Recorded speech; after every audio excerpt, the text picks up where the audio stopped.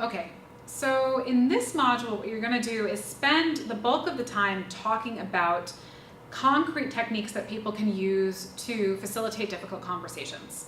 What's important to remember here and emphasize is that these are techniques that people can use in kind of difficult conversations, and you'll begin the module by facilitating a very brief conversation about what difficult conversations look like to people, so that you're priming people.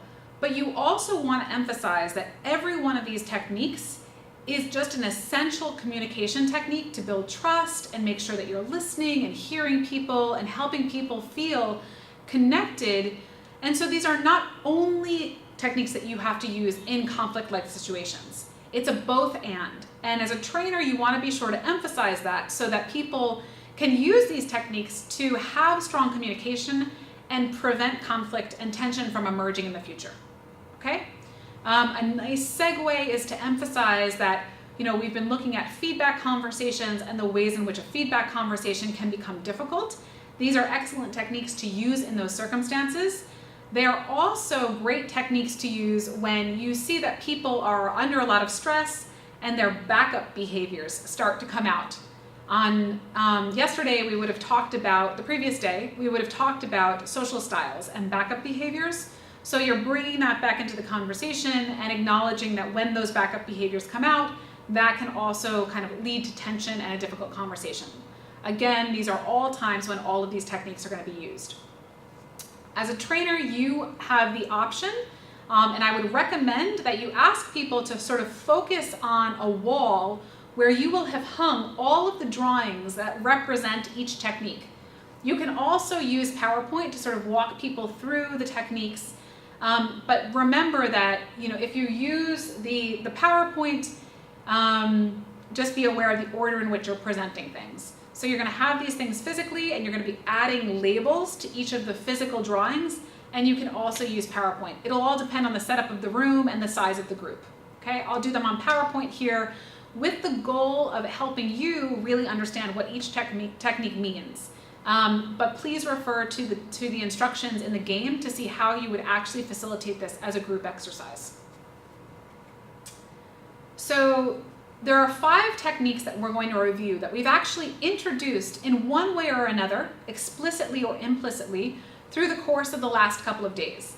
So reflection, as we've talked about, is a technique that requires people to listen and hear what is most important to the speaker, and then reflect that back in tone, in language, to ensure that that person feels heard.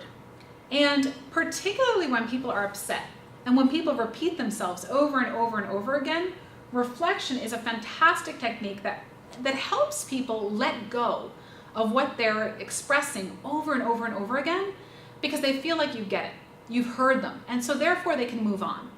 So, I have had mediations where I've had somebody say something to the effect of, I wake up every morning at 4 o'clock in the morning to go to work, 4 o'clock in the morning. And they keep talking about the fact that they woke up at 4 o'clock in the morning. And I have been in situations where I've heard somebody say that no less than a dozen times in a minute or 2 minutes. And that's a good indication that this is really significant to this person. I need to demonstrate to them that I hear what they've said. So rather than just saying, I get it, you wake up early, I can use reflection. So 4 o'clock in the morning, you wake up at 4 o'clock in the morning. And what that does is it helps people go, oh, okay, you hear it. And you might even be reflecting that back with a lot of energy and a lot of emphasis. So if you hear a staff member repeating themselves over and over and over again, try using reflection rather than just saying, I hear you, I get it, right? Demonstrate that you hear them, demonstrate that you get it. Also important to mention about reflection, and this may not have come up on Monday, but it's really important as a trainer that you mention this, and you should actually mention it on Monday too. But if you haven't mentioned it on Monday, be sure to reemphasize it or introduce it here. When you reflect, you are reflecting only to the individual who's speaking. So you may find yourself in a situation where you have multiple people in a room talking, and you are facilitating a conversation as a manager. If that happens, be sure to reflect only to the speaker. So what I hear you saying is this, rather than saying, okay, I've heard you. What do you think about what this person has said? Okay, you're not going to sort of take what they've said and just shove it over to this other person and put them on the defensive. That's not a way to really handle this, because it often puts people in confrontation with each other. Instead, if you find yourself as a manager facilitating a conversation between two people, be sure to reflect back for the individual and just stay with those individuals. That will help ensure that what they need to say is being heard, and it'll give each other the opportunity to hear that. Okay, so reflect for the individual rather than cross-reflecting what one person has said to another person. We didn't explicitly talk about silence, but this really is an implicit part of the conversation about being an active listener. So if you are doing all the talking, you cannot be listening. So it's really important as a manager, particularly when people are experiencing tension and stress, to allow them to sit with silence, right? There are times when people are really, really agitated, and it can make it hard for them to process what's important to them. And what they often need is silence to organize their thoughts and breathe a little bit. And if you're doing all the talking, it can be hard to have the space to do that. So what we want to encourage is that you allow that time for others to speak, rather than jumping in and feeling like you constantly have to fill the space. It's a very basic technique, and I rarely see people use it strategically. So if you're seeing that somebody is really, really agitated, see what happens if you just remain silent for a bit. They may start to calm down, they may take the conversation in a different direction, or they may invite you to talk. But all of those things give the individual power, and when you give people power in a conversation when they're feeling agitated, it's one of the best ways to quickly de-escalate them, okay? Highlighting interests. We talked about this on day 2 when we talked about being able to listen and identify what people's interests are. This is a great way to focus a conversation that may be a little bit all over the place. So if you have somebody who is, comes to you and they're really struggling because you've given them some difficult feedback. And one of the issues that you've talked to them about is the fact that they are really not working as efficiently as possible. They spend much too long on certain projects where they could actually move more quickly through them and focus their attention on other higher priority areas. Okay, so let's imagine you've given that feedback. And the conversation is really becoming difficult because that person is getting defensive. They're feeling like they should have had a higher performance evaluation mark than they got. One of the things that you may be aware of in that conversation is that that person is really invested in being part of a high-performing team. So one of the ways that you can use that to your advantage to help de-escalate that person in the conversation and make sure the conversation moves in a productive direction is to be aware of what that person's interests are, right? In this case, to be part of a high-performing team, right? To have a great reputation as a team. And so one of the things you can do as a manager is to connect to those interests and say something like, okay, I hear that you're feeling really frustrated, okay? You're acknowledging that. But I also heard that you're really, really invested in having a high-performing team. And being able to manage your time efficiently and focus on the key priorities is one way to be a contributing member to a high-performing team. So what you're doing is demonstrating that they are invested in this high-performing team. You're tapping into their interest. And when you tap into people's interests, there's often a sense of connectivity. You understand where I'm coming from. You see me as a team player in this case. And so that's a great way to help people feel less defensive and less confrontational and move the conversation in a more productive, focused direction.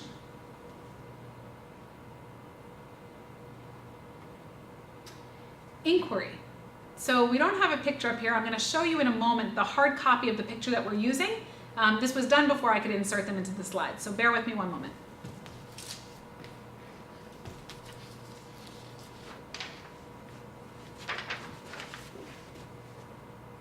Okay, so this is going to be our technique for using inquiry.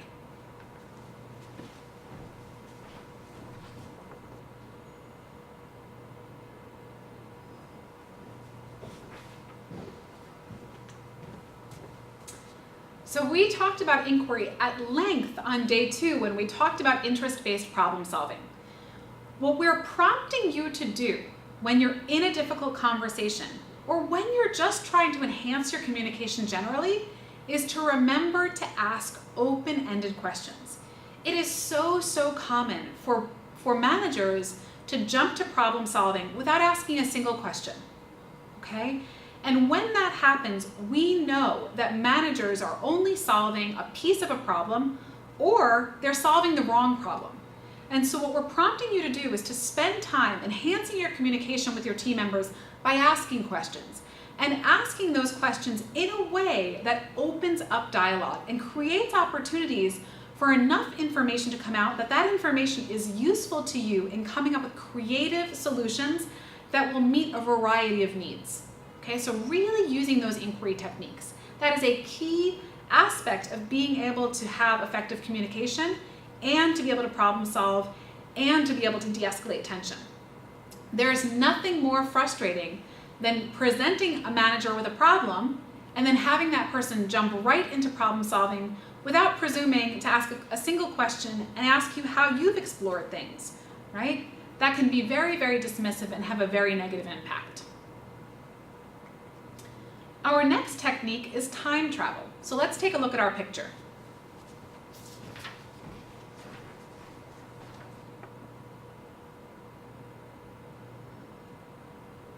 We are looking at a clock traveling through space. So that's going to be our visual reminder.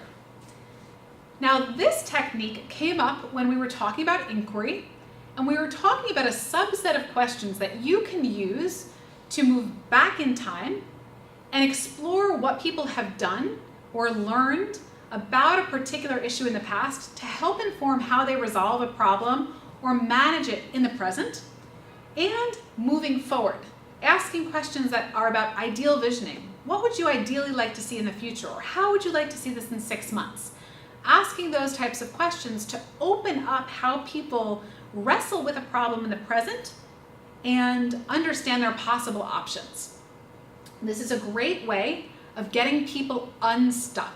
So it's very common that when people are feeling a lot of tension, feeling a lot of stress, when they find themselves in the midst of conflict, all they can see is that present moment. They can't see anything beyond it. And so these questions that move people in time, either in the past or in the future, can be a really great way to help relax them and think broader beyond their current challenge. Okay? Identifying proposals. This is a technique that often will come up, and what you need to do as a manager, these are some of our new techniques. So we've gone through, this was the last one that we looked at that was something we've talked about. Now we're into some of the new techniques. So when we talk about identifying proposals, this is one of the ways in which you can listen for people making suggestions that may be packaged in all sorts of other things, and people miss even what they're saying. So let me give you an example to help explain this.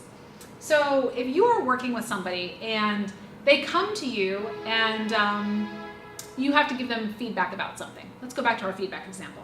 So you say to them, we have to have a conversation about this behavior that you're displaying. So for example, I've noticed that you're consistently coming in late, and we have very clear expectations about what time you need to show up, and so we need to have a conversation about that and how we correct that. Okay, and ideally, when you deliver that feedback, you're going to use your SBI model. So I've noticed, every week for the past 3 weeks that you've come in at 10 o'clock when we've agreed you should be coming in at 9 o'clock. The impact of that is that other team members are left interfacing with clients and serving them when they have to be doing other work because you are not here. Okay, so your SBI, you use your SBI. And then the conversation starts where you say, so So let's have a conversation. How do you think we might go about resolving this to make sure that you're there on time every day? And you have somebody respond by saying something like, the reason that I can't get here is because our office is located in a place where the transportation is really unpredictable. So I get up every day, with enough time to get here, but I can't predict whether the buses are going to break down or not, or I can't predict whether there's going to be such a huge traffic jam because the infrastructure is really poor, and it's really not my fault. So, I would be willing to give you a call and let you know if I'm going to be late, but I can't predict whether or not I can get here on time exactly at 9 every day. Did you hear the proposal there? The proposal was, I'd be willing to call you if I'm going to be late, but I can't predict whether so on and so forth. And what often happens is that people, when we're working with them and they're in an escalated situation, they do make proposals. They do have ways of kind of addressing some of the problems that we've talked about, but they get embedded in all of these other things, right? It might be a defensive reaction, it might be an excuse. So your job as a manager to be able to really facilitate a productive conversation is to be able to hear those proposals. It's very easy to miss it as a manager. So you could have easily responded by saying, look, we need you here at 9 o'clock and we can't have those kinds of excuses. You just need to get up earlier. Another option, if you heard the proposal, would be to say, okay, so I really appreciate that you're kind of making a proposal there. I'm hearing you say that you will call me if you're finding that you're going to be late. So that's helpful, and that will give us a heads up, but we still need to address this issue of the 9 o'clock piece. So what else might you be able to do to ensure that you're here at 9?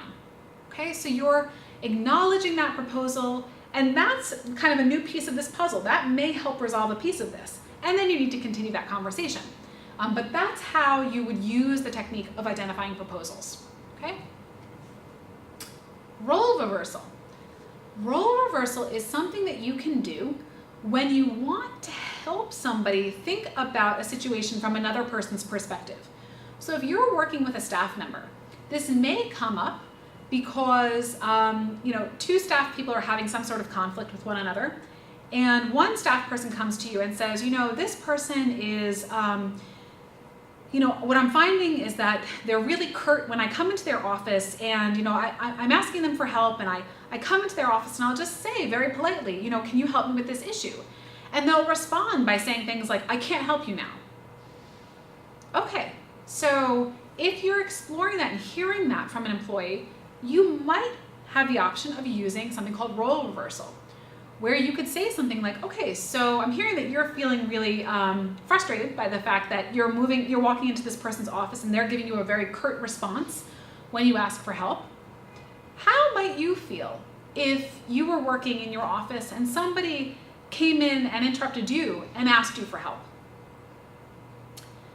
And you may get the response from somebody where they say, well, I wouldn't be bothered at all. I have an open door policy and I really want to be able to help my colleagues.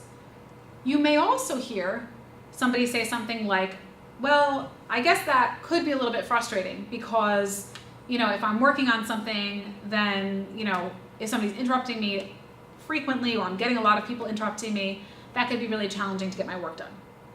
So what you're doing is opening up the opportunity for that person to reflect on the perspective of another person.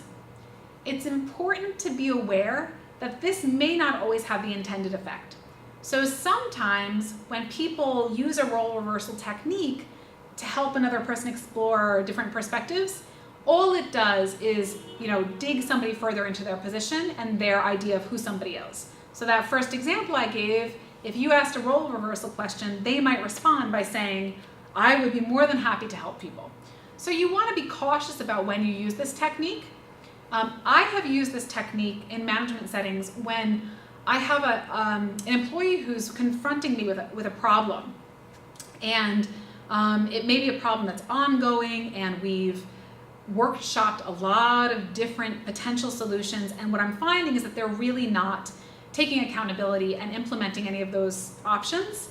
And so sometimes I'll sit down with that person and I'll say to them, I'm seeing that even though we've talked about a number of different ways that you can speak with clients to really support them and ensure that they feel supported, that you're still struggling to do this in a way that doesn't come across to them as yelling.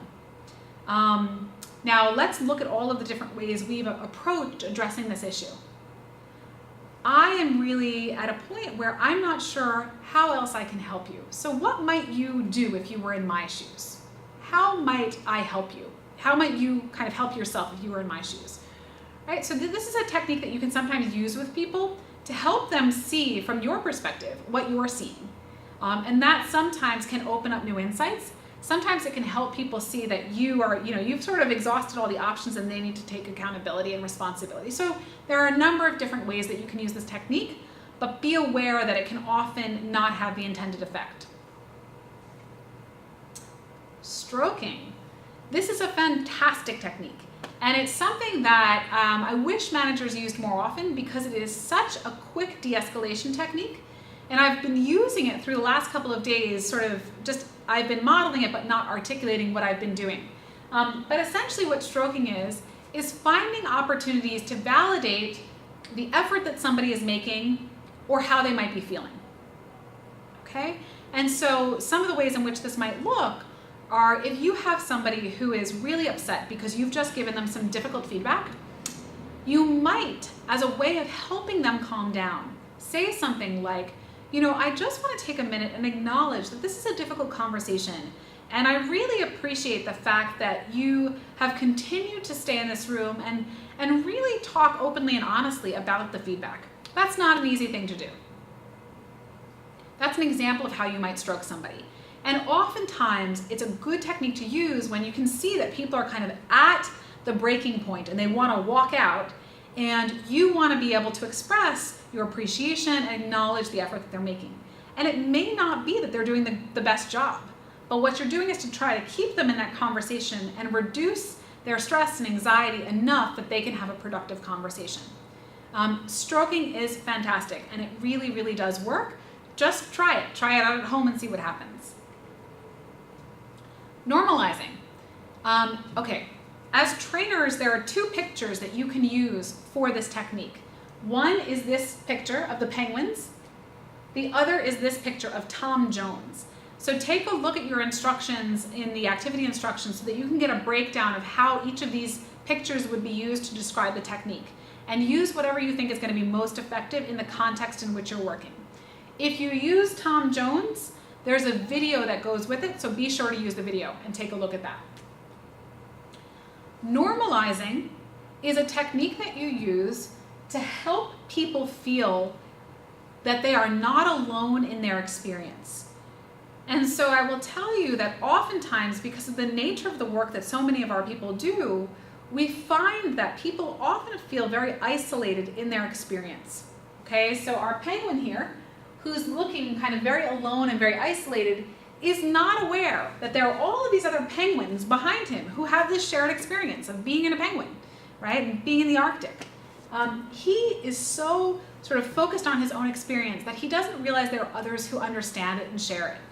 And so what you're doing when you normalize is you're helping people feel less alone by acknowledging that, that others have experienced this, or that it's not uncommon that somebody might feel the way that they're feeling. So, for example, some of the ways in which I've seen this used and which I use it is years ago when I did anti-trafficking work, a lot of the people that we worked with were working directly with victims or service providers who were highly traumatized because of the nature of the kind of work that we were doing, which was, dealing with a lot of gender-based violence and very, very high stress. And one of the impacts of that stress was that people were experiencing vicarious trauma. And people were often feeling like they couldn't talk to their family members about what was happening at work. And they were often feeling like highly emotional and highly reactive to situations that, if they hadn't been experiencing all of this vicarious trauma, they may have been better equipped to deal with. And so when that kind of stuff would happen, we would use normalizing with each other as colleagues. And so, I would say to my staff members, it's not unusual that when you're exposed to all of these stories and all of these experiences of people who've experienced such intense gender-based violence, that you might start to see the world in a different way. and that you might start to feel really depressed, or you might start to feel like you can't make a difference. Okay? A lot of us have experienced that. And so what you're doing when you normalize is you're really just helping acknowledge that people are not alone in their experience. You do not have to say, a lot of us have experienced this. In fact, all you might want to say is, it's not unusual that people in your situation or in the situation you've described feel the way that you feel, okay? And what that does is it gives permission for people to express what they're feeling and not feel like there's something wrong with them. Because when we feel like we're experiencing something that's totally unique, it can really isolate us and prevent us from having the conversations in which we feel supported and can do our work in the most quality way. So you want to help people feel less isolated. A great catchphrase to use when you do normalizing is, it's not unusual, right? Or it's not uncommon. And that's why we use Tom Jones. He has this ridiculous song that he wrote in the 1970s. He's a Welsh pop singer, and he sings about it not being unusual, okay? So take a look at the video. And the reason we show that video is because it's just kind of a device that people can use to remember how to start that phrase of normalizing. Something to be really, really cautious about when you teach this technique is that when you normalize, you want to be very careful not to minimize people's experience or make it seem like it's no big deal. So you want to be careful about saying something like, everybody experiences this. That is an attempt to normalize that actually has the impact of minimizing. So instead of saying everybody experiences this, which makes people feel like, wow, well, how could they possibly know what I'm experiencing, right? My experience is unique. Instead of doing that, try saying, it's not uncommon that people who are working in areas of high conflict, right? Or working with people who've experienced displacement, that they would themselves often be feeling, really sad or really discouraged or kind of not knowing how we could possibly continue to do this work if we're not seeing an immediate impact, right? That would feel really discouraging. So again, focusing on the individual's experience and helping them acknowledge that and feel less alone. Reframing is a technique where you as a manager are going to listen for what's being said, and when you share that back, when you're reflecting some of that back, you're taking out some of the poison of what's been said and reframing it using less escalated language. So let's imagine that as a manager, somebody comes to you and they say, this person that I'm working with is such an idiot. Okay, they're such an idiot and they don't know what they're doing and they have no business in their job.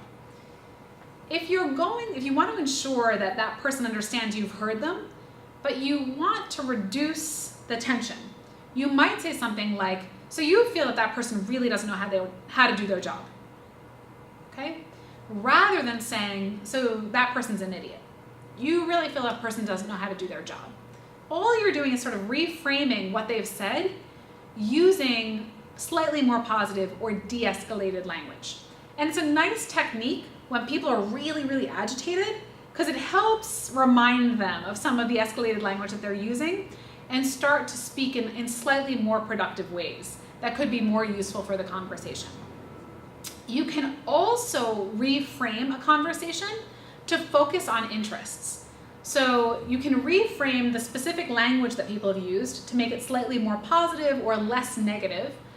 And you can reframe the conversation to focus on people's interests. So I often do this when I have an employee who comes to me and they have all of these different issues that they want to talk about, and they're all over the place. And I might reframe all of the kind of things they've put on the table by focusing particularly on a couple of areas or a couple of key interests. So if I have an employee who comes to me and says, I need to talk about the fact that we don't have safety policies in place, and I'm concerned about how much work I have, and I'm concerned about the fact that I don't have a raise. There are all these different issues. To just organize that conversation and reframe it in a more positive direction, I might say something like, so what I'm hearing is that you really have a need to make sure that all of your concerns are being addressed. And I've heard you mention a number of different concerns. So what I'd like to do is suggest that we kind of make a list of what those concerns are, and then we can talk about how we tackle each one. But let's just organize this conversation, because I'm hearing that there are a lot of different areas where you have concerns, okay? So I'm reframing it by focusing on some of the concerns and articulating them and organizing that, which can be a good way to kind of move things in a productive direction versus just listening to somebody kind of talk all over the place. We also talked about, so those are going to be all the techniques that we address at first. And then what you want to do is give people an opportunity to revisit some of the backup behaviors that came up the previous day and talk about engagement tips that people can use when dealing with different social styles and the backup behaviors that might emerge. So you're just going to remind people what those backup behaviors were, right? And then what can be useful is asking people to look at their participant guides and use the worksheet that prompts them to think about the typical backup behaviors they see of each team member. They're not going to have to report out about this, but your goal here is to get people to think about their own teams and the backup behaviors they typically see, so that in a moment when you go through the engagement tips that people can use when they see each backup behavior, they can have particular team members in mind. And then what you're going to do is go through each of the kind of backup behaviors and talk about particular engagement techniques. So when you have drivers and expressives who may be under high stress and their kind of lion-like behavior is coming out, what you want to do is use a lot of stroking, okay? So what you're going to do now as a trainer is revisit the technique of stroking and perhaps give an example from your own experience of how you've stroked somebody who's demonstrating this backup behavior. Talk about using a calm and non-judgmental tone, responding directly and assertively, containing the scope of the conversation. People who are kind of in attack mode often are building a case, and they might go in all different directions and bring up aspects of, an example of something that happened 6 months ago to illustrate their point. What you want to do is really frame that conversation and say something to the effect of, okay, so I hear you have kind of examples of things that illustrate this from the past. What I want to do is really focus on the incident at hand. Okay, so you're containing that conversation. And of course, you want to acknowledge what you're seeing. So you could even say to somebody, I want to just acknowledge and say that I'm seeing that you're becoming, really, really escalated in your tone. I've noticed that, you're crossing your arms. You seem really agitated. And I'm seeing that might not be a productive way to have this conversation. So you're acknowledging what you're seeing without blaming them for it, okay? I encourage you as a trainer to think about an example from your own experience that illustrates this, that illustrates these techniques, and that can be helpful. When you have amiables who may be responding by accommodating to everybody's needs, one of the things that you want to do is validate where they're coming from. Part of the reason people accommodate a lot is because they really care about the relationships. And so when you validate what they're feeling and you validate their investment in those relationships, and it can help people ensure that you know where they're coming from, and it's often a way to not blame people but acknowledge what they're doing. As it says here, normalizing their reluctance to put other people's needs first, but specifically talking about the impact that that's having, okay? Inviting them to contribute. So if you have somebody that is really reluctant to give their opinion, it sometimes can be helpful to say, there's so many great ideas that people have shared, and Paul, I'd really love for you to share your ideas, because I think that if we could get a sense of your perspective, it would really help add another dimension to this conversation, okay? So what you're doing is sort of inviting people into that conversation. Importantly, if somebody gives an opinion, if they choose to assert themselves in a way that doesn't accommodate to other people's needs, and you decide that if you're having a group conversation about how to resolve a problem, if you decide not to go with their suggestion, remember that they've taken a risk by sharing their opinion. So it's important to validate that, even if you don't go with their suggestion, even if you don't choose their suggestion. And then lastly, when you have somebody who is an analytic and may be under high stress and responding by retreating and not engaging in a conflict-like situation, it's very, very important to give those folks some time and some space. So I had somebody who was an analytic on my team, and I didn't realize that she was an analytic for a very, very long time. I actually thought that she was a driver. And because I thought she was a driver, I was responding to her using a lot of these techniques. And interestingly, what was happening is that when I would, get appropriately assertive and try to frame the conversation in a very clear way and use a lot of stroking and sort of push to have the conversation, she would become increasingly overwhelmed because what she actually needed was silence and space. And so over time, what I found is that when we would have conversations and she would become kind of very emotional and want to retreat, that it was most useful when I could say to her, would it be helpful if we took a break? And what I'd like to suggest is that we take a break and you come back to me before the day is over and we continue this conversation. And by doing that, I was allowing her to have the space to calm down, to gather herself and her thoughts, and giving her a bit of power to come back to me when she felt ready. And you'll notice that in this example, when I did this, I did set parameters because her backup behavior was a turtle. And so if I didn't say to her, I'd like you to come back to me by the end of the day, there's a good chance that she wouldn't come back to me at all. So I needed her to come back, but she could do that on her own terms. And that radically changed our ability to communicate. So that's an example of how you might use this, okay?